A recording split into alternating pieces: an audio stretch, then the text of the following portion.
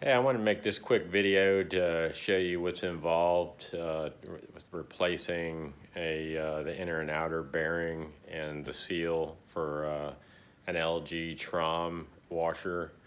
I just wanted to kind of give you my advice, I guess, as far as what I've encountered removing and replacing it, and make a few suggestions. Basically, I've kind of already got it back together, but I do have the old parts, and I'll quickly show you what's involved, what you need, tools to help get the old bearing out and to press the new bearings in, and then talk about the seal that separates the water from from getting into the motor and into the bearings and other parts. So here we got some parts here. This is the obviously that's the drum and the spider. This is a new spider. I had to get a new one because mine was damaged, and the bearings go on this shaft. And you've got a bearing that sits right up here, and you got a bearing that sits down here, and then the seal goes right around this section right here. And then this is the tub. It's two parts to the tub. This is the back part where you've got this rubber seal, and then you've got this inner bearing, which is the large bearing, and then the outer bearing on the other side, which is the small bearing. And I have them already pressed in, and I've got the new seal in there. And basically what's going to happen is, the tub, this is going to be affixed to the tub. This goes down and seats into the bearings, seals off against the back of this spider. And if water gets past this rubber seal, and it could either get through on the outside edge or on this inside edge. If water gets past that, then you're going to have that bearing issue where you have a loud roaring, or you get a little bit of wobbling. And let me show you right here. I've got the old bearings. And this one is the inner one, and this one is the outer one. And I think the inner one is the one that went bad. And then this is the rubber seal that keeps the water out. And what I did was used a punch, large punch. Yeah, you could probably use something else. But what you would do is go through the center of one of them and go down and hit the edge of this and just knock it out around the side. And then you'd flip it over and knock it around the side on the other one. And you can see where I've kind of bashed it in pretty good, getting it out. This one, the part of that seal popped out right there. And that's why when you put the new one in, you definitely don't want to be banging on any internal parts of this. You want to be pressing it in, hitting anything on the outside edge where it's more solid, or you're not going to have an issue. And basically, what I found works the best, once you get these out, you're going to want to clean up the inside of this tub where the metal is. And what I used was this, it's P320 sandpaper. It's really fine. And I cleaned up where the rust was on the metal where the bearings were sitting. I mean, you can kind of see, it was pretty rusty. And the way this works is, you basically, the first thing that comes in contact is, the seal that's going to be sitting down like this. And then you've got your inner bearing, which is going to sit in here and go down, sit right there. And then you got your your other bearing that's sitting down here. So basically, like I said, this seal is the only thing that's keeping water getting to this bearing, and this is the one that failed.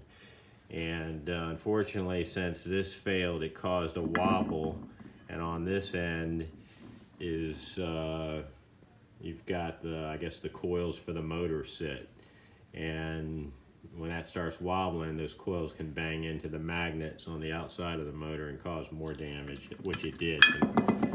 But anyways, what I used to get these pressed in is, what I did is I got a piece of 2-inch PVC pipe, cut off a piece, and this happens to be exactly the outside diameter of the small bearing.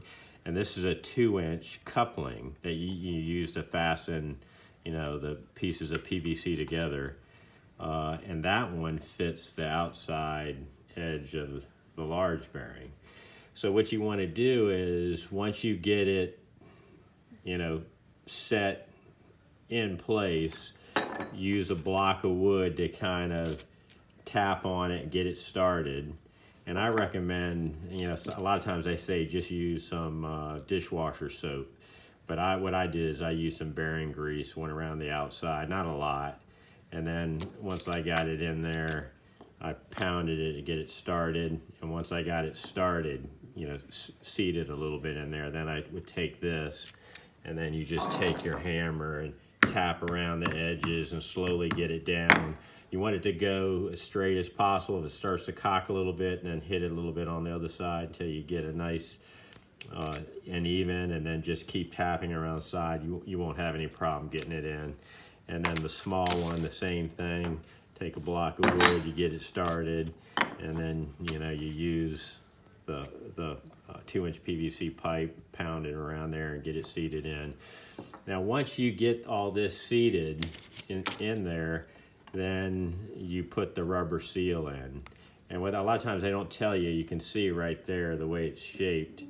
You got a flat side and then a side with a space. And it goes with the space side down. And it looks like they've improved the seals now on this new one. You can see the difference. This one's totally flat, and this one has a raised lip right there. And what it does is that raised lip helps seal it a little bit better against the spider. And if you can see on the spider here, you have a spot right in here that's raised, and this little lip goes down and seals around that little lip on the spider, so it kind of locks it in, and so you've got a little bit better seal here. Also, this seal here, there's grease already inside this seal, which helps, you know, with it spinning and staying lubricated. Anyways, what you might want to do also is try to, when you're getting the old bearings out, you might want to use some PB blaster or nut buster or whatever. And a lot of people just spray it on there and then they go to whacking on it. Your best bet is to spray it on the bearings, tap them, and flip it over, spray the other bearing, tap it, and then, you know, wait a half hour or so, let it soak in. You'll be able to get it out without a problem. It's not going to matter if you beat it up a little bit. Just don't damage the metal inside that it's, you know, it's resting in. But use the PB blaster, let it sit, go back, hit it again, and then try to get it out. I can tell you that the bearings were fairly easy to get out, very easy to put in. The problem I had was actually getting the old spider to separate from the bearings, because water was leaking back there. It got pretty rusty, and it just wouldn't let go. Even with the PB blaster, I had a tough time. And I can show you what the bolt looks like here. I mean, I've got, if you look here, this is the bolt that I was pounding on, because you don't want to pound on this shaft right here. So what you do is you just screw the bolt back in that, you know, retained the motor on there, and as you can see, look how flattened out that is right there. And it used to look like this one. I had to order another one. Used to look like this one. I mean, you can see the difference between the two. Let me see if I can put it down and show you. I mean, you can see the difference between those two. One is totally flattened out, and that's how it used to look. So it took some time to get it out. I mean, you're going to have to whack on it hard. You know, when you go to knock it out, you have to support the barrel kind of on some 4x4s, because, you know, you're going to be knocking the drum, you know, because it's attached to the spider. You got to be able to knock that out. It has to be up so you'll be able to drop it down. So that's pretty much it. I mean, I don't know, I'd say taking the bearings out, getting them in on a scale of 1 to 10, it wasn't that bad. It was like a 5. Now, getting the spider out, that was very difficult, and it made you wonder if you might even break the tub, because you had to whack it so hard. Let me give you, I wrote down some part numbers for this one. Again, it's for the LG Tromm 2077. What I did is I ordered a seal kit. Instead of ordering all the parts separately, I got both the inner bearing, the outer bearing, I got the seal, and I got the tub gasket. It seals between, you know, both sides of the tub, which I'll show you. It's right here. I mean, you can see it. It's so long, and what it does is it basically just fits and seals around, you know, this outside edge of the tub. And I recommend getting that because, you know, you want to get it all back together and then have an old seal on the tub and start to leak. But I'm going to show you some part numbers. But I got all those parts together. It's from Seal Kits Direct, and you get, you know, both the bearings and the seal and the tub gasket. And you know, the parts are made in Taiwan. It's better than, I guess, being made in China. But also, I got the bolt and the spinner from another company. But I'm going to show you.